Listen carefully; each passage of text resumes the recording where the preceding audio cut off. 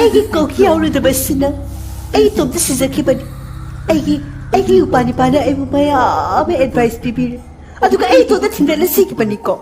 Adisu. Ai hoziti hinglaga lae. Habidi ai lae muk olaga ma bu hatkani. Ma hingduna le hawa yaru ye. Ma gamba lae chitan na bimane hingna le horaga Maharani Raskumari Devi and a sick be ya bro. No, never. Nang ngasi wari tarabo ngasi ne nang haidai ne yam phajaba nupi ama konungda le yaina habadi adudo ningthogi machan pi orame adu ngasi di ne city sida aina khwadagi phajai habagi title haidi phajabi mana phangaga la abane ita nang haidai ne phajaba mare yaina aina di hele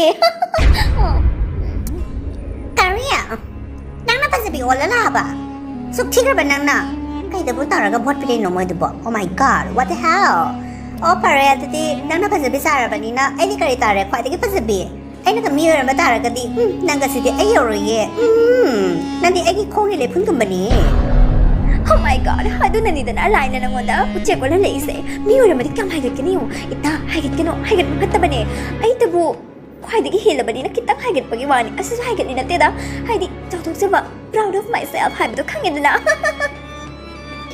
Hey Chào khách tên bì, đã mang ngạc tên bì, nàng gồm bà nà sụ, hai cái cano, nàng asam đã hai cái cano khang nghe tên à, qua cho nó hoàng lại đi, quảng là phần tiệc bani, nàng cũng có phăng mù ra, thứ nhiều đó nàng trò, oh my god, what the hell? Ay ma, kay nunita, nang di quạc sunat na, lam ko nunita na nang di, kamay na kukit na phamdoy no, kay kinani ba kang dira, kasi, Quạc oi gara, kuno oi gara, zahaw ay ning oi zani, hambadi.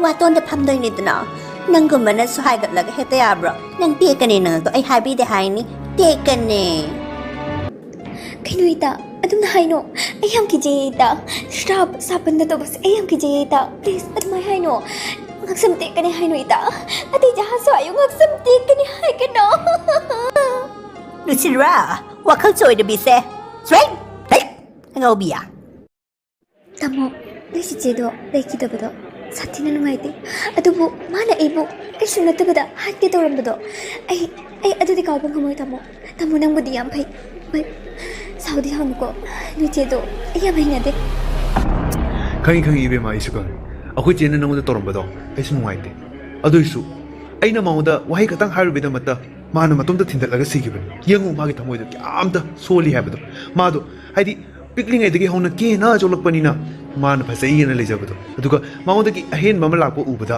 mana chakcha duna togi bani ba ipang pangjana aduda khoi chena torubado ai la le haijage nonda adubu khoi chena aina katang wahi katang haibadu da mana masa matumta ikai mandana matumda tindalaga siki bane ba khang mumda da sima ai nuaite khoi chedo pangje yam pangja bana mafam amata ni na tamo pangja badadi isu yarage aduga mathamoida mi hat pagi wakala idu pangna nate tamo mi hat pang bai base pangna nate tamo nang nachi ki side ra ai side ra ha chumna komo No baby na un sawatun please sawatun hoji ichi di lekhidre ma ki damata khana na ma ki damata argue tawna kai kanan hoji nanga ai ka hoji leiri base sinwa na leisi wari se loisala si ibani kari chani bema chaning de tamo dim chaning de ai bu yamna thiwong law gi type da adu ai chaning nge hai di chaning de ko tamo do su ai cha do se ang ki tang tani leg piece ate nate kari kaino nang na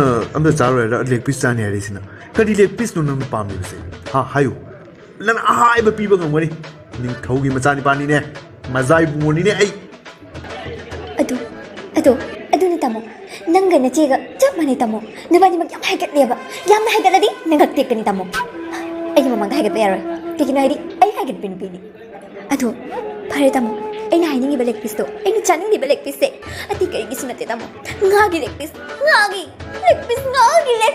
pio waiter ngagi leg piece ibeba ngagi leg piece pa de ne makhung pa de ne nang kaino na ngagi to kai ibeba na ngagi to Majai bungoni haidai. Pining baloi pini haidai. Piro. Hagi leg piece piro tamo channing madaloi re. Hela ngaubi kalino khangdi ngai bu le pispan bra au than na ga no ya swai si de ma punji gi tar thase phang de ba mi do na restaurant ka do khang ga bo na ha swai si de ne nga gum ba kai phang mo na na chaning di ne ko pork gumba chicken gumba mutton gumba beef gumba adu gumba hayo ha swai si de nga cha is mayang gi dukan ni khallabo lamsagi angang lamsagi angang ni masi angang se Macina maki hakta ta thawai thag na si dokre atuka mana si nukain leg piece beef mutton pork adu adana torga nupi koi thad na le masi anga sa ai ma check ta da bayar ma subscribe no le khai ni nge hai Ay, didi baby, ay chicken chagani, chicken libro baby. Ay chicken chagani manloy ne. Baby na loy na ay naning batungan gani hay na tro baby. Ado hayeng di diamond ring sa pinay ba? Oh god, oh my god. Hengo kabi sina mama royal me royal akar na inay salat na mama isika abog din traga na mga sakit na bataga nito ay kinaw pa sila mga to the sarat na ikaw pagi pa sa ano pa na mga taalagay na sangang laban ni ko alay na sita na bisa mama isika abog tangkaw ni ida ay si masi ay laban kong dapat haroy ay salagay Hawi da mo. nem di cha ta phang se to ba ni chao Tamnage ngasi ibem lagi mabasa ay tabak tau ke kasi di ay tabak tau ke ngay ni masana pida laman to napasa na kumbapang draman na mabado ay nataw ke Ichanu pi ju laktri ba kai no khang di thieng about da hau chi po ba lakti as itum sa ki na ma khang ni tu ba da ma lakti hai ba Hanu ba nay kai ke hanu ba nay kai ke hanu ba nay kai ke hanu ba nay kai ke hanu ba nay kai ke kai no ji kita ai ki na khang ni ma ta kai no ji kita oh my god hey kana no si de tam nari ba se nang gi lai bu di ai gi lai na gali ai tawrora ai solora ai gi mantra solora ai gi mantra Mantra solo ka tandi ka na hosi kandi live hek na mantra solo ka tandi ya amu ko si toke hai man tum to wi ya phare du di ai mantra solage ong kling klang kling kling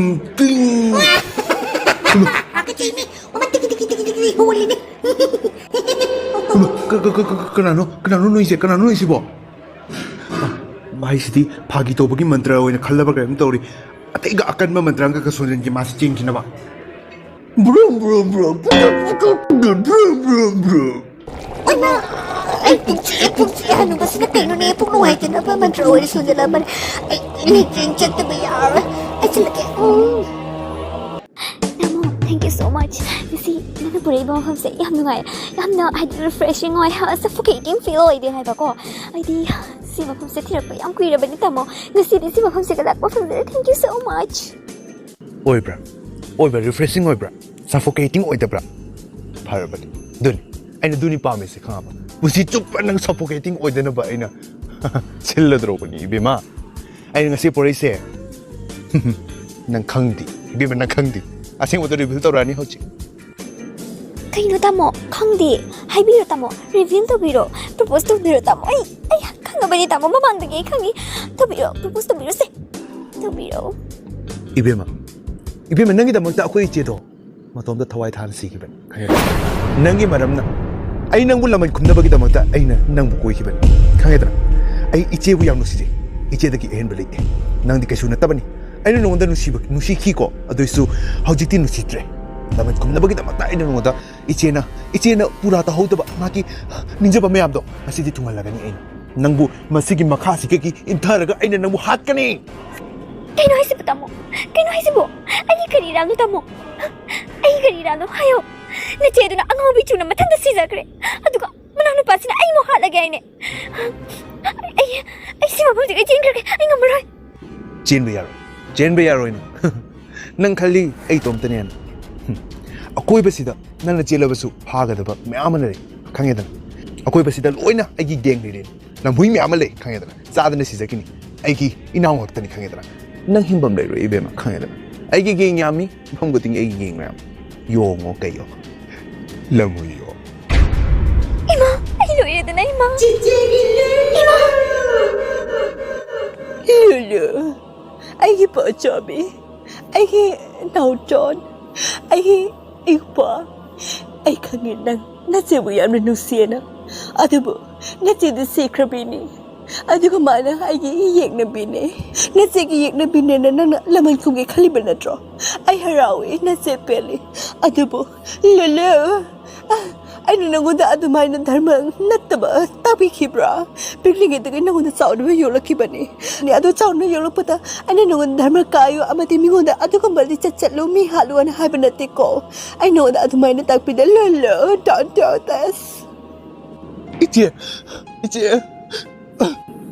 Sidi Iche urak tabak kya ni pare ka ba Iche di machu olam me Iche Masak sa olam me pisum sa sandana me Iche Ay nahanap pisong ko uwan na Iche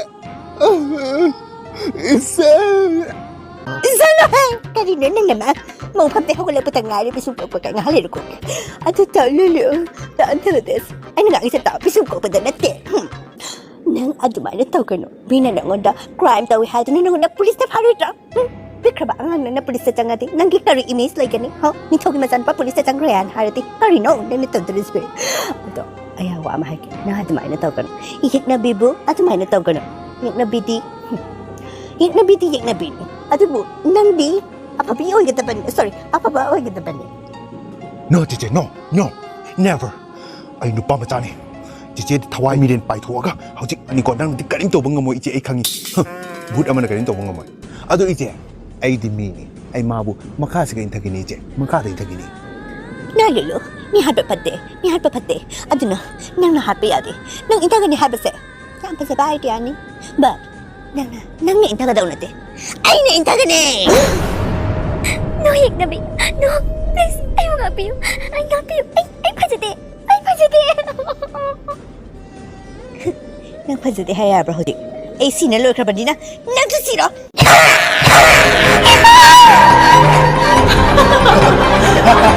ha ha ha